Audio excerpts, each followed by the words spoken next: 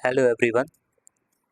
तो JEE advance 2024 के paper one का हम लोग सोल्यूशन करने जा रहे हैं। ठीक है, इसमें पहला क्वेश्चन हमारे पास दिया हुआ है कि F of X be continuously differentiable function on the interval 0 से इन्फिनिटी। एफ ऑफ वन का वैल्यू 2 दिया गया है, तो बोल रहा है कि then we need to find the value of this.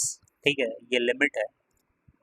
और अगर आप ध्यान से देखें कि इसमें अगर t के जगह x रखेंगे तो x power 10 into F of X minus X power 10 into F of X, तो ऊपर ज़ीरो बन जाएगा और नीचे भी क्या बन जाएगा, zero.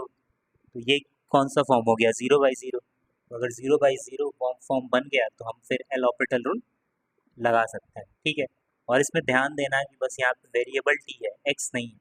So we should not be differentiating with respect to x। तो हमें किसके रिस्पेक्ट में डिफ्रेंशिएट करना है, t के रिस्पेक्ट में डिफ्रेंशिएट करना है। तो लगा दो। ठीक है, तो क्या हो जाएगा 10 इंटू टी का power 9 into F of X, क्योंकि एफ ऑफ एक्स तो अपना कांस्टेंट हो जाएगा, टी वेरिएबल है, minus X power 10 into F dash of T. ठीक है, और ये हो जाएगा 9 into T power 8 and limit T tends to क्या हो गया X and this is equal to 1। अच्छा, आर एच एस को डिफ्रेंशिएट नहीं करना, हम लोग तो बस लिमिट निकाल रहे हैं। ठीक है, ये तो बस लिमिट निकाल रहे हैं। अब तुम क्या करो, अब टी के जगह एक्स वैल्यू रख दो। तो टी के जगह अगर x का वैल्यू रखोगे तो ये हो जाएगा 10 into X power 9 F of X minus X power 10 into F dash of X upon 9 into X power 8 is equal to 1। ये अपना वैल्यू हो जाएगा। ठीक है, अब देखो इसको कैसे सॉल्व किया जाए। तो एक्स पावर 8 को न्यूमरेटर और डिनोमिनेटर से लेके कैंसिल कर दो। तो कैंसिल करने के बाद हमें क्या बचेगा, 10x F of X minus X power 8 हमने ले लिया तो एक्स पावर 2 बचेगा, एफ डैश ऑफ एक्स, और इधर आ जाएगा 9। ठीक है, अब क्या करो, एफ ऑफ एक्स को y और एफ डैश ऑफ एक्स को D Y by D X से रिप्लेस करते हैं। तो ये क्या हो जाएगा 10x into Y minus X square into D Y by D X is equal to 9। और फिर 1 अपॉन माइनस एक्स स्क्वायर से डिवाइड करते हैं तो ये आ जाएगा D Y by D X. ठीक है, और ये आ जाएगा minus 10 upon X into Y, और क्या किससे डिवाइड किया हम, upon 1 up minus X square से डिवाइड किया गया है। ठीक है, तो माइनस एक्स स्क्वायर से डिवाइड किया हो गया है तो ये हो जाएगा माइनस 9 बाई एक्स स्क्वायर। ठीक है, तो ये तो लीनियर पार्शियल डिफरेंशियल इक्वेशन हो गया। तो इसमें कैसे सॉल्व करते हैं हम लोग, इंटीग्रेटिंग फैक्टर निकाल लेते हैं। तो इंटीग्रेटिंग फैक्टर अपना क्या हो जाएगा, E integral P D X, right है। तो ई इंटीग्रल पी का वैल्यू क्या है, minus 10 by X into D X. ठीक है, तो ये माइनस 10 को कॉमन लेंगे तो ये क्या आ जाएगा, लॉग एक्स। अब इसका मतलब कि ये हो गया एक्स का पावर माइनस 10, तो 1 अपॉन एक्स का power 10। This is our integrating factor. अच्छा, सॉल्यूशन क्या हो जाएगा, सॉल्यूशन हो जाएगा y into integrating factor is equal to integration of integrating factor into Q into D X, यही तो होता है। तो इंटीग्रेटिंग फैक्टर है अपना x पावर 10, तो ये हो जाएगा x पावर 10, q का वैल्यू कितना है, माइनस 9 अपॉन एक्स स्क्वायर है। ओके, इंटू डी एक्स, तो इसको इंटीग्रेट कर लिया जाए। इंटीग्रेशन के पास हमारे पास क्या मिलेगा, y अपॉन एक्स का पावर 10, तो ये हो गया माइनस 9। अच्छा, x का पावर 12 हो गया, x का पावर 12, तो इसका क्या हो जाएगा, x power minus 12 plus 1 upon minus 12 plus 1 plus. ठीक है, तो और क्या हमें मिलेगा, this is equal to minus 9 upon minus 11, और ये हो गया 1 बाई एक्स का पावर 11 प्लस।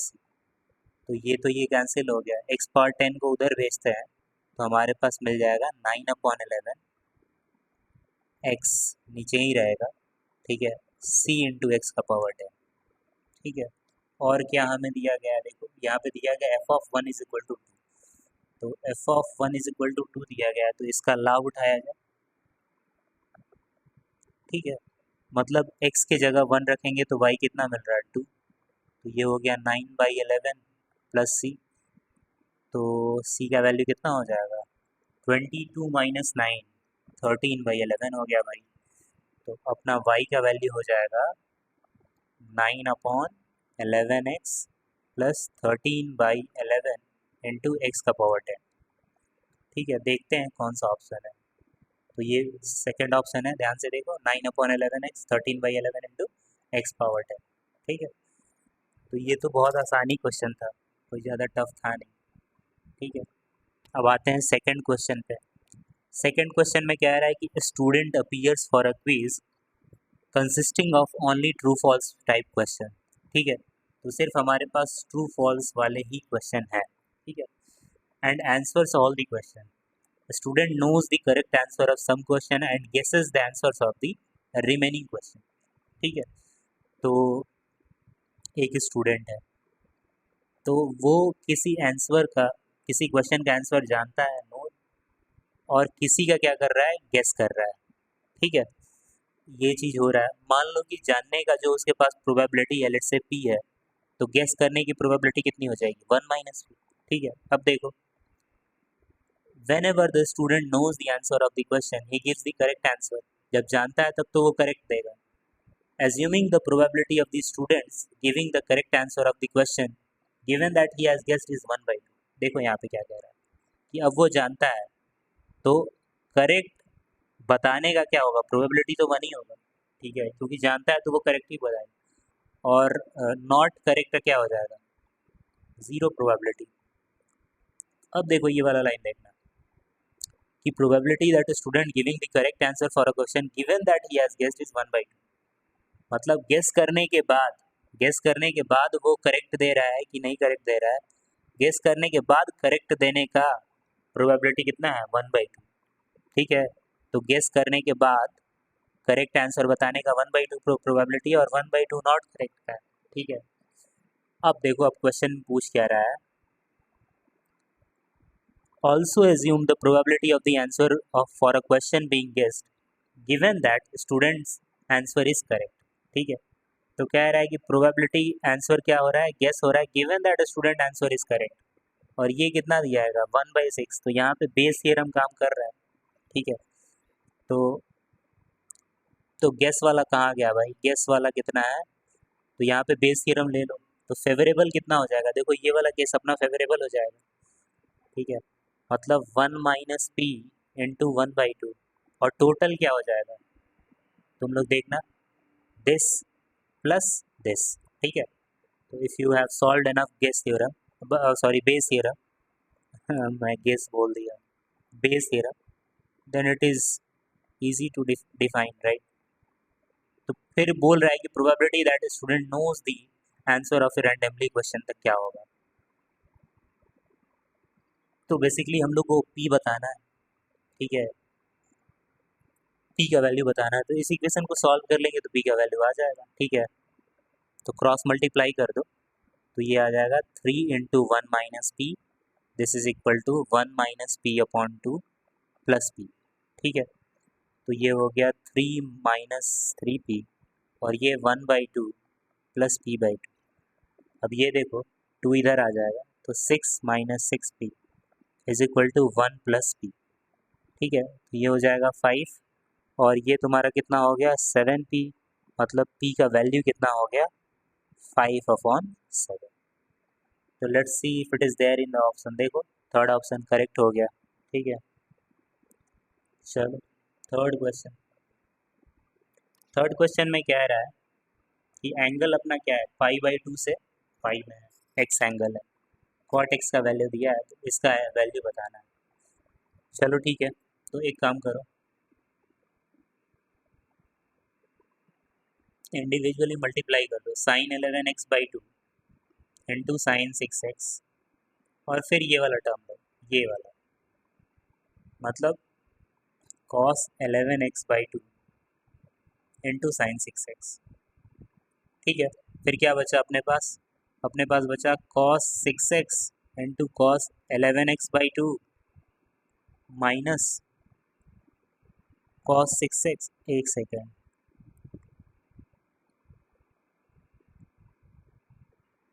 हाँ हाँ, ठीक है, cos6x into sine 11x/2।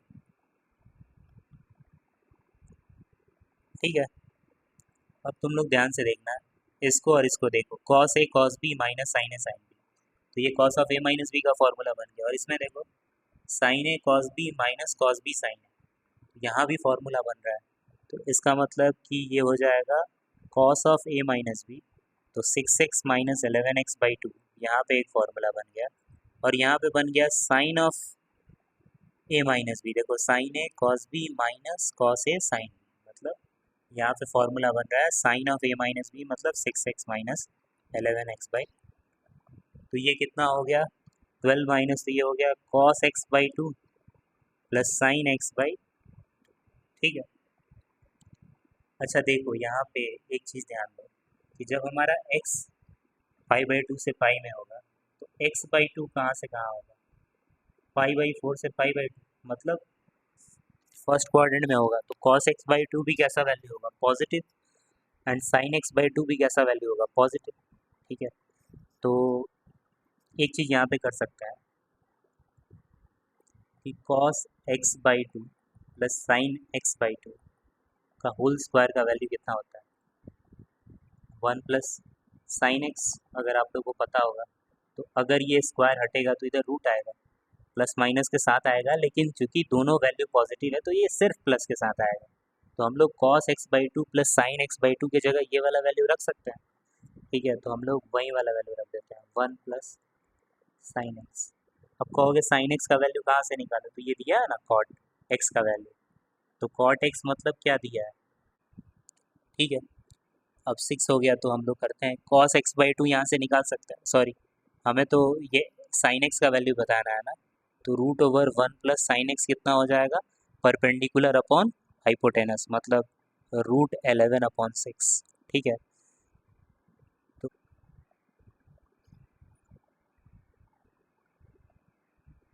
Okay got it.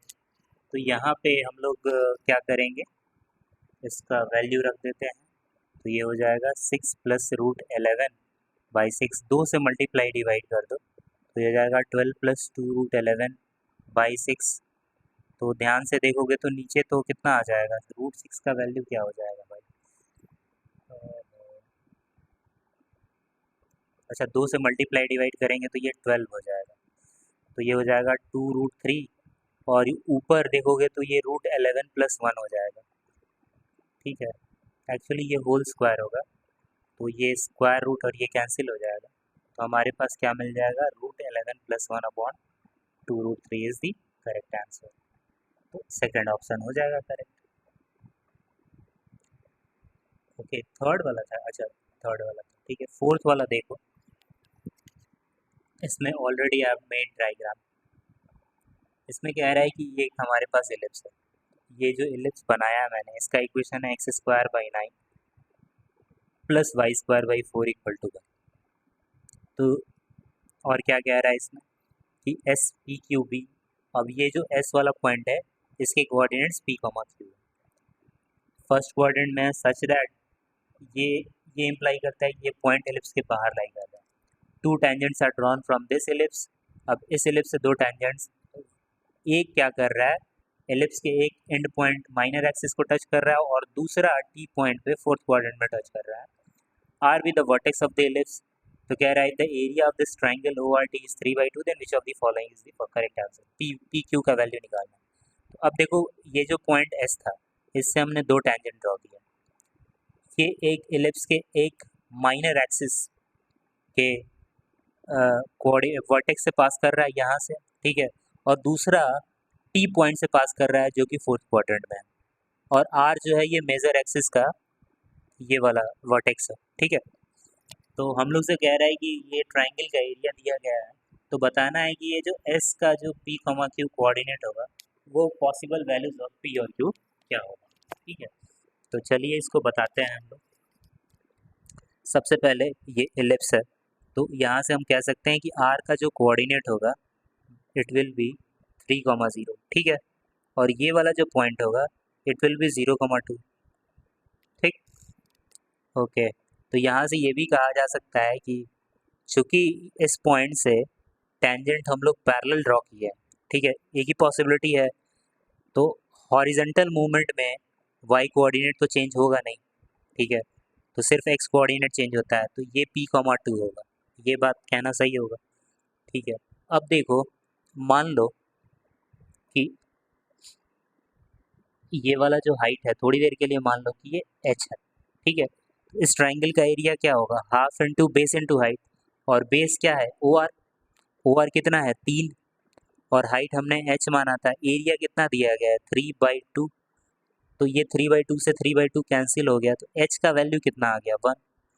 तो इसका मतलब ये 1 है, तो इसका y कोऑर्डिनेट क्या होगा -1, क्योंकि फोर्थ क्वाड्रेंट है।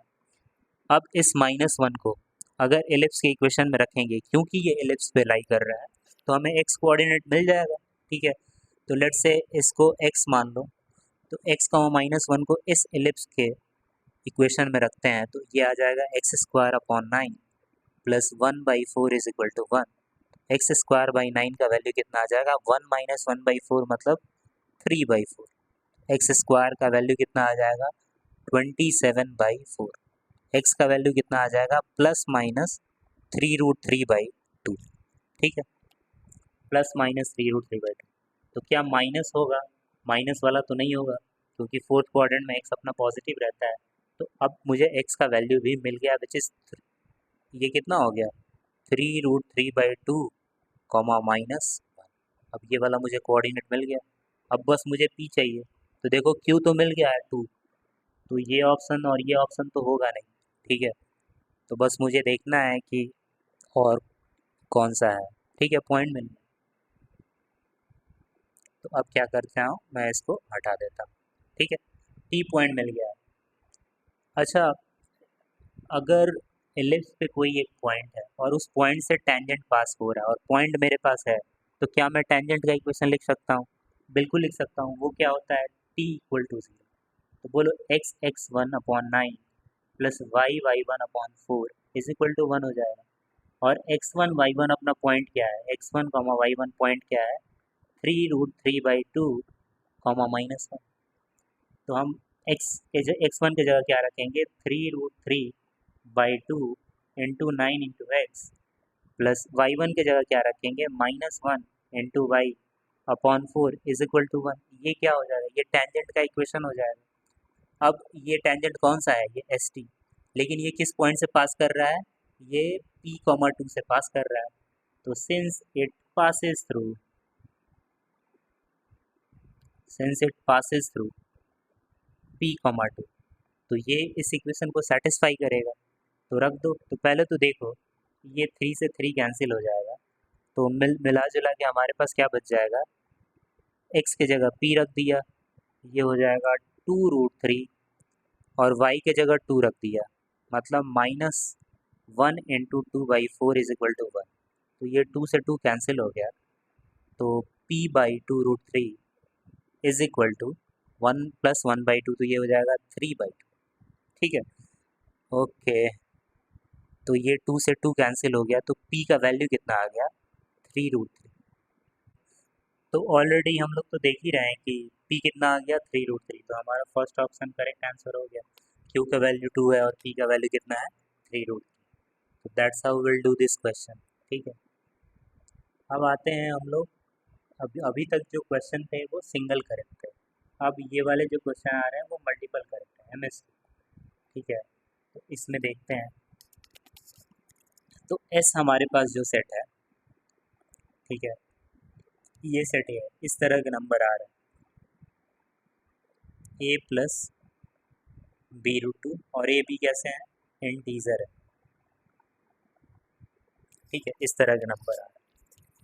और जो T1 है, तो कहने का मतलब कि अच्छा T1 पहले देख लेते हैं फिर पता लगाते हैं। T1 क्या है, -1 + √2 का whole power n, n belongs to natural number. n यहाँ पे नेचुरल नंबर है, मतलब n की जगह अगर 1 रखोगे तो हमें क्या मिलेगा -1 + √2।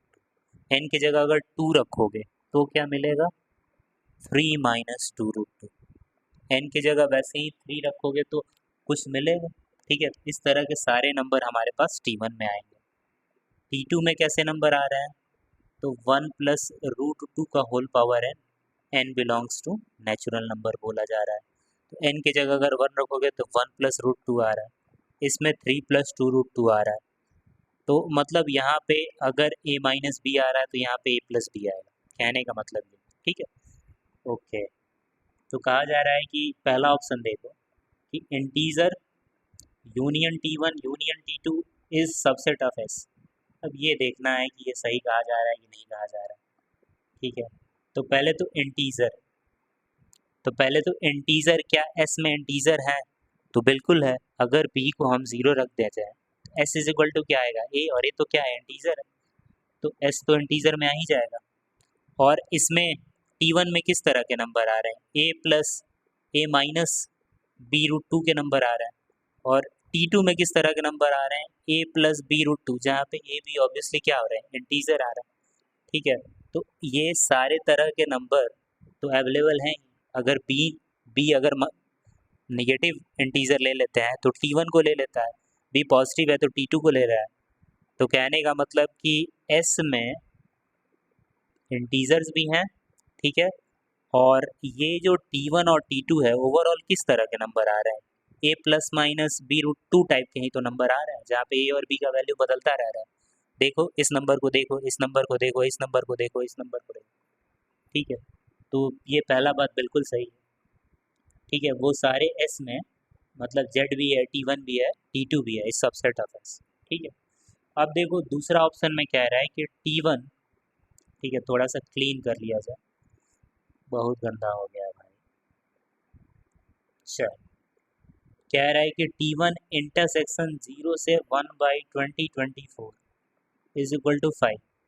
तो T1 में किस तरह के नंबर आ रहे हैं, T1 में तो a माइनस,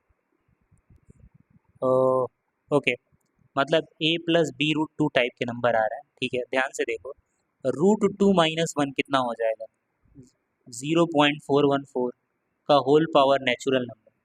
तो कहने का मतलब ये वाला जो नंबर होगा ओवरऑल 0 और 1 के बीच में ही होगा, ठीक है। तुम ध्यान से देखो, कोई भी नंबर जो 0 और 1 के बीच में है उस पर तुम नेचुरल नंबर से पावर अगर रेज करोगे तो वो 0 और 1 के बीच में ही रहेगा, ठीक है। तो वो इस इंटरवल में तो रहेगा ही रहेगा, ठीक है। तो टी वन वाले और इसमें इंटरसेक्शन 5 कह रहा है, जो कि गलत है।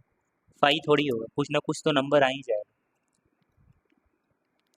तुम समझो। वापस से मैं इसको समझाने की कोशिश करता हूँ, ठीक है।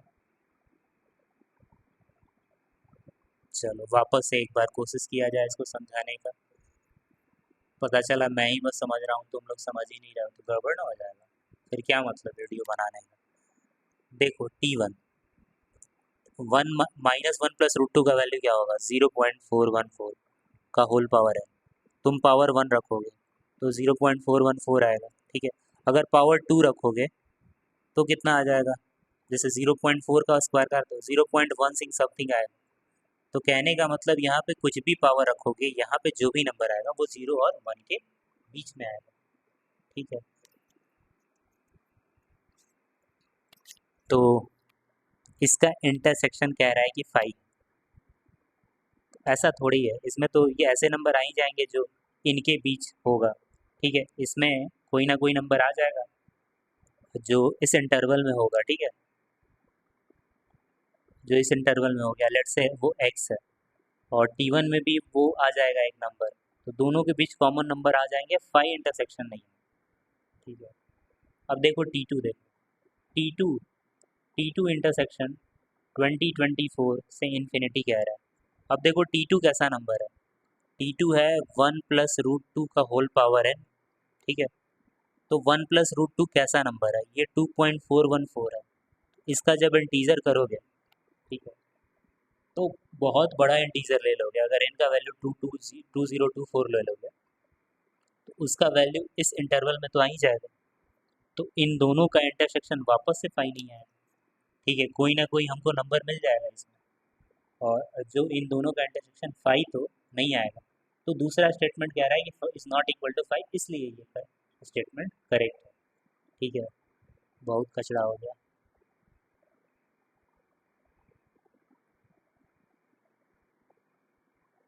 ओके, अब देखो थर्ड ऑप्शन में देखो,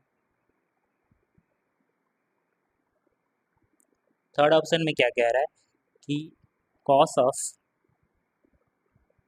पाई into A plus B root two है, plus I into sine pi A plus B root two है, जहाँ पे ये कह रहा है कि ये कहाँ किसको बिलोंग कर रहा है, इंटीजर को बिलोंग कर रहा है।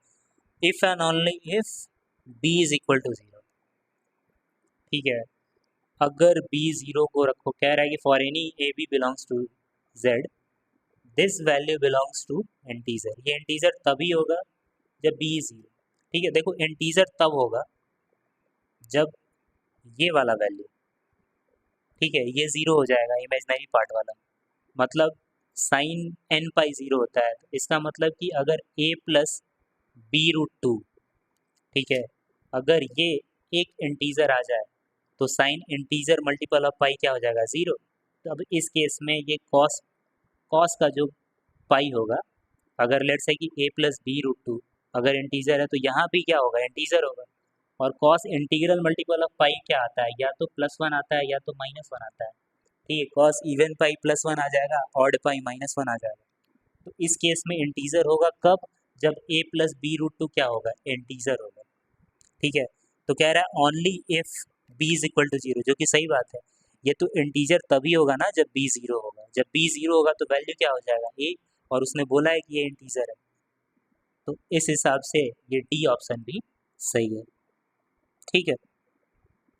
चलो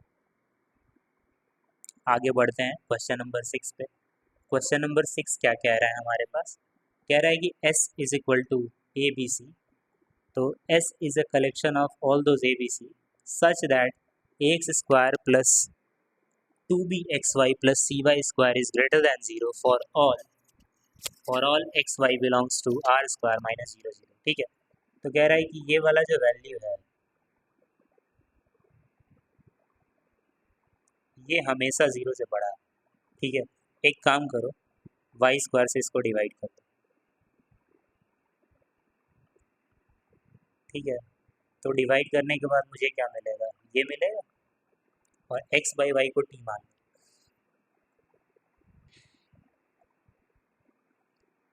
ठीक है। तो ये क्या हो जाएगा, A T square plus two B T plus C greater than zero, ठीक है। तो ये तो एक टी में क्वाड्रेटिक क्या कह रहा है कि ऑलवेज ग्रेटर दैन जीरो, मतलब discriminant should be less than zero, and also given कि ए ग्रेटर दैन जीरो होना चाहिए, ठीक है। तभी तो होगा, कंडीशन क्या है कि ए ग्रेटर दैन जीरो होना चाहिए, discriminant should be less than zero. अब डिस्क्रिमिनेंट क्या है, four B square minus four A C should be less than zero, मतलब B square should be less than A C. तो हमारा कंडीशन क्या मिल रहा है कि बी स्क्वायर ए सी से छोटा होना चाहिए, ए जीरो से बड़ा होना चाहिए, यही दो कंडीशन है। अब तुम ध्यान दो, अगर ए पॉजिटिव है तो सी निगेटिव नहीं हो सकता, ठीक है। अगर ए पॉजिटिव है तो सी निगेटिव नहीं हो सकता है, लेट्स से कि सी निगेटिव है, अगर सी निगेटिव हुआ तो ओवरऑल ये नंबर क्या हो जाएगा, निगेटिव। और बी स्क्वायर कैसा नंबर है, पॉजिटिव नंबर है, तो पॉजिटिव नंबर कभी निगेटिव नंबर से छोटा थोड़ी हो सकता है, ठीक है। अब सिंस ए इज पॉजिटिव तो इस केस में हमको सी भी क्या लेना पड़ेगा, पॉजिटिव, तभी ये कंडीशन ऊपर वाला सेटिस्फाई करेगा। ओवरऑल हमको इन तीन कंडीशन का ध्यान देते हुए आगे काम करना होगा, ठीक है। अब देखो इसमें लो, पहला ऑप्शन क्या कह रहा है, two comma seven by two comma six, तो बी स्क्वायर कितना हो गया अपना, पहले तो ए और सी ग्रेटर दैन जीरो है तो ठीक है, फिर B square should be less than A C, मतलब seven square upon two square should be less than two into six, तो ये कितना हो गया, forty nine by four should be less than twelve, ये तो बारह से ज़्यादा आ गया, ट्वेल्व पॉइंट समथिंग आ गया, ये तो गलत हो गया, ठीक है। ये सेटिस्फाई नहीं किया जो गिवन कंडीशन है। फिर आते हैं सेकेंड ऑप्शन में, सेकेंड ऑप्शन में क्या कह रहा है कि बी स्क्वायर अगेन वापस से A C should be greater than zero, जो कि सही है, पहला तो है। फिर कह रहा है कि बी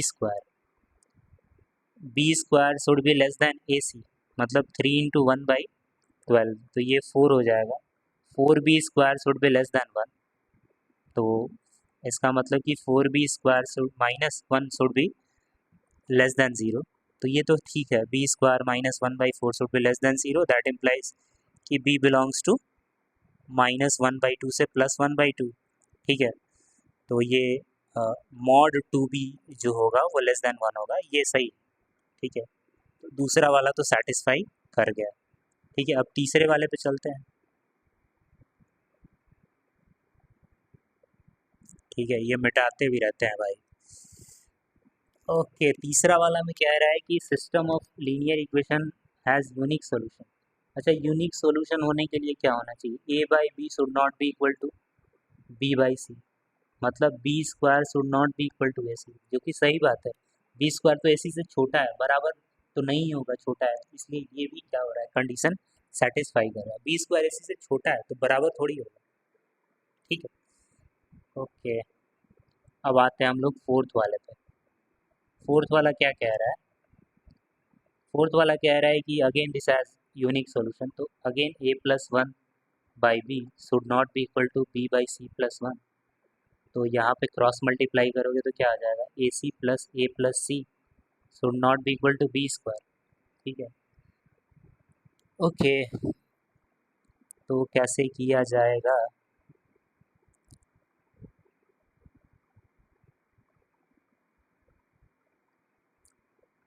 तो ऑन कॉन्ट्रैरी, एक काम करो, on contrary let B square equal to A C plus A plus C, ठीक है। मान लो एजम्पशन जैसे करते हैं कि B square A C plus, अच्छा +1 भी आएगा यहाँ पे, +1 भी आएगा, इसको अभी तो इक्वल नहीं है, मान लो कि इक्वल है, इक्वल है, ठीक है। फिर क्या कह रहा है कि B square is less than A C, condition तो ये है ना, तो बी स्क्वायर का वैल्यू रखो, तो A C plus A plus C plus 1 less than A C से ए सी कैंसिल हो गया, A plus C plus 1 should be less than 0। अब तुम देखो, ए तो पॉजिटिव है, सी भी क्या है, पॉजिटिव है, पॉजिटिव प्लस पॉजिटिव क्या कभी 0 से छोटा हो सकता है, नहीं, ठीक है। तो ये तो पॉसिबल नहीं है, इसका मतलब कि जो हमने अजम्पशन माना था वो गलत है, ठीक है। दैट इम्प्लाइज कि B square can never be equal to A C plus A plus C plus, तो ये कभी नहीं इक्वल हो सकता है, तो कभी नहीं इक्वल हो सकता है, इसका मतलब इसका एक यूनिक सोल्यूशन एग्जिस्ट करेगा, ठीक है। ओके, अब ये सेक्शन 2 का लास्ट क्वेश्चन है, ठीक है। सेक्शन 3 और सेक्शन 4 हम लोग नेक्स्ट लेक्चर में कवर कर लेंगे, ठीक है। इसमें क्या कह रहा है कि हमारे पास दो पॉइंट्स है पी एंड क्यू, और distance of X comma Y denote the distance of these two point X and Y in R square. तो कह रहा है कि एक तो एस में ऐसे हैं जो इस कंडीशन को सेटिस्फाई कर रहे हैं, टी में ऐसे पॉइंट्स है जो वाई वाले पॉइंट्स है जो इस कंडीशन को सेटिस्फाई कर रहे हैं, then which of the following option is correct, ठीक है। तो एक काम करो, एस वाले पॉइंट ले आओ, ठीक है, X belongs to R Q, तो मान लो कि एक्स वाई जेड है, ठीक है। इसमें कैसे है, ट्रिपलेट लेने एक्स वाई जेड के, ठीक है, एक्स वाई जेड ले लिया। इसमें कह रहा है कि X P square minus X Q square is equal to 50, तो डिस्टेंस निकाल लो भाई, एक्स माइनस 1 का whole square plus Y minus 2 का whole square plus Z minus 3 का whole square minus X minus 4 का whole square plus Y minus 2 का whole square plus Z minus 7 का whole square is equal to कितना बोल रहा है, 50 बोल रहा है, ठीक है। तो चलो इसको सॉल्व करते हैं, एक्स स्क्वायर कैंसिल हो जाएगा, तो हमारे पास बच कितना जाएगा भाई, एक तो 1+4+9 बचेगा, फिर -2x -4y -6z बच जाएगा, और क्या बचेगा, तो यहाँ से सब प्लस हो जाएगा, 2 4 ज़ा 8x, ठीक है, फिर 2 2 ज़ा 4y, फिर 2 7 ज़ा 14z, ठीक है, और क्या है भाई, -16 -4 -49 इक्वल टू 50, ठीक है। अच्छा, तो ये और ये कैंसिल हो गया, 4 से 4 कैंसिल हो गया, ठीक है, और कुछ कट रहा है, 8x माइनस 6x कितना आ जाए, 8x माइनस 2x कितना हो जा रहा है, 6x, ठीक है, और 14z माइनस 6z कितना हो जाएगा, 8z। अब देखो ये 50 है, 50 प्लस 49 प्लस 16 और 9 एक 10, तो -10,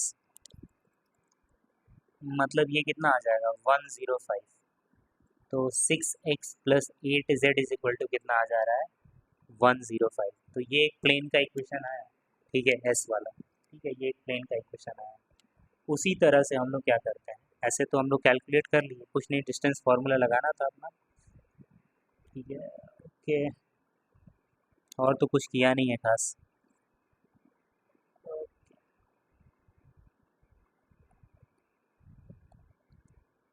तो ये अपना आ गया।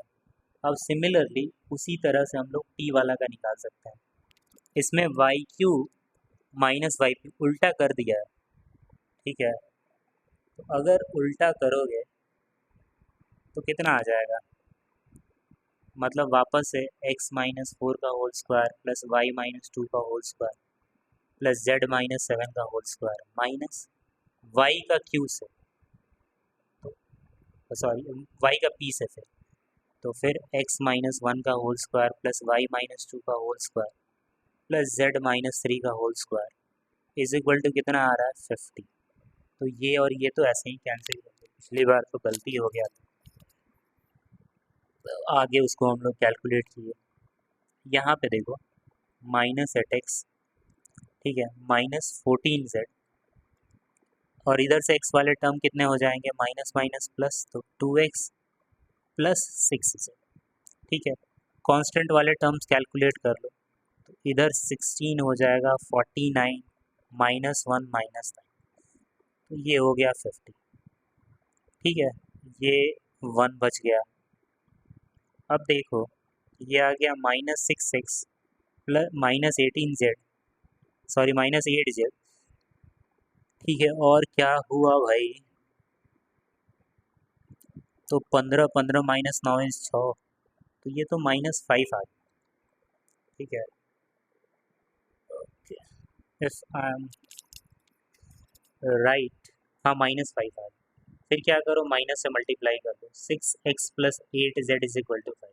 तो ये तो दो पैरेलल प्लेन आ गए, तुम ध्यान से देखोगे तो ये अगर P2 प्लेन है तो पहला क्या था 6x plus 8z is equal to 105, ये कैसा प्लेन हो गया, P1 प्लेन हो गया। तो ये तो दो प्लेन के इक्वेशन आ गए जो घुमा फिरा के ये दिया हुआ है। तो जब दो प्लेन के इक्वेशन आ रहे हैं तो अब ऑप्शन को हम लोग कॉन्फिडेंस के साथ, अब चूंकि हम लोग पता चल गया ना, तो अब हमारे पास रहेगा कॉन्फिडेंस, ये अपने दो प्लेन के इक्वेशन है, ठीक है। अब देखो इसमें क्या कह रहा है there is a triangle whose area is 1 metre of all vertices are from C. तो ये एस प्लेन हो गया, ठीक है, ये एस और ये टी। तो कह रहा है कि एस प्लेन में एक क्या ऐसा ट्राइंगल बनेगा जिसका एरिया 1 होगा। हम कह रहे हैं कि तुम जो मन करे वैसा ट्राइंगल बना लो, सारे ट्राइंगल पॉसिबल है एस प्लेन में, जितना एरिया का तुम ट्राइंगल मांगोगे उतने एरिया का यहाँ पे तुमको ट्राइंगल मिल जाएगा। इसने 1 एरिया का बोला है, बिल्कुल पॉसिबल है। कह रहा है there are 2 distinct point L and M in T such that each point on the line segment L M is also in the T. Obviously ये तो प्लेन का डेफिनेशन ही होता है। कह रहा है टी प्लेन में, टी प्लेन है, इसमें कह रहा है कि दो डिस्टिंक्ट पॉइंट एल और एम है, सच दैट इनको ज्वाइन करने पे जो लाइन सेगमेंट आएगा ये भी टी में होगा, ऑब्वियसली ये प्लेन है तो होगा ही। फिर कह रहा है कि there are infinitely many rectangles of perimeter this whose vertices are from S and other two vertices are from T। अब ये वो थोड़ा देखने वाली चीज़ है। देखो इसमें क्या करेंगे, हमारे पास दो पैरेलल प्लेन है, ठीक है, और दो इनके बीच का परपेंडिकुलर डिस्टेंस निकाल लेते हैं। तो क्या हो जाएगा, perpendicular distance d2 minus d1 by root over 6 square plus 8 square, यही तो हो जाएगा, मतलब 10 बाई सॉरी हाँ 100/10। तो ये डिस्टेंस कितना आ जा रहा है 10। क्या रेक्टेंगल पॉसिबल है जिसका पेरीमीटर 48 है, बिल्कुल पॉसिबल है, देखो तुम लोग ध्यान से, तो यहाँ पे रेक्टेंगल तुमको दिखेगा 10 10 20 हो गया ना, और कितना बचा 28, तो इधर 14 दे दो और इधर भी 14 ले लो, तो तुमको रेक्टेंगल मिल गया। कह रहा है क्या स्क्वायर पॉसिबल है जिसका पेरीमीटर 48 है। हाँ तो स्क्वायर भी पॉसिबल है, ठीक है, स्क्वायर भी पॉसिबल है। तुम लोग देखना, तुम लोग को लग रहा होगा कि सर स्क्वायर कैसे पॉसिबल है, क्योंकि हर एक साइड लेंथ कितना हो जाएगा, 12 हो जाएगा। तो तुम कहोगे कि इनके बीच का तो डिस्टेंस 10 ही है, 12 कैसे होगा सर? हम कहेंगे स्क्वायर बना लो और उसके बाद उसको थोड़ा टिल्ट कर दो, ठीक है। अब टिल्ट करने का मतलब क्या है मैं बताता हूँ। एक स्क्वायर ले लो ऐसे, ठीक है, और इसको लेट से कुछ एंगल पे घुमा दिया, तो ये स्क्वायर थोड़ा सा टिल्ट नहीं हो जाएगा? लेट से इसको 30 डिग्री पे झुका दोगे, तो 30 डिग्री के झुकाने के बाद क्या ये स्क्वायर स्क्वायर नहीं रहेगा? स्क्वायर तो रहेगा ही, ठीक है, चाहे तुम 30 डिग्री पे झुकाओ चाहे 40 डिग्री पे झुकाओ। तो थोड़ा सा अगर हम स्लैंट कर देंगे, ठीक है, तो अभी तो ये 10 है ना, लेकिन अगर एक स्क्वायर हम लिए 12 सेंटीमीटर, उसको स्लैंट कर दिए, मतलब थोड़ा सा 30 डिग्री पे झुका दिया, तो ये 12 सेंटीमीटर का डिस्टेंस हो जाएगा, डिस्टेंस बढ़ जाएगा, ठीक है। तो फिर वहाँ पे वो भी स्क्वायर भी एडजस्ट हो जाएगा, कोई प्रॉब्लम नहीं है, ठीक है। ये प्लेन है, तो एक स्क्वायर भी यहाँ पे एडजस्ट हो जाएगा, ठीक है। अ, एक डाउट होता है कि भाई सर डिस्टेंस तो 10 सेंटीमीटर है, 12 सेंटीमीटर कैसे एडजस्ट होगा?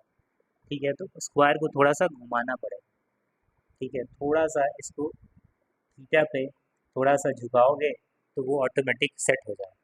इसीलिए फोर्थ ऑप्शन भी हमारा करेक्ट हो जाएगा, थर्ड ऑप्शन तो करेक्ट था ही, तो इसमें चारों ऑप्शन करेक्ट हो जाएंगे।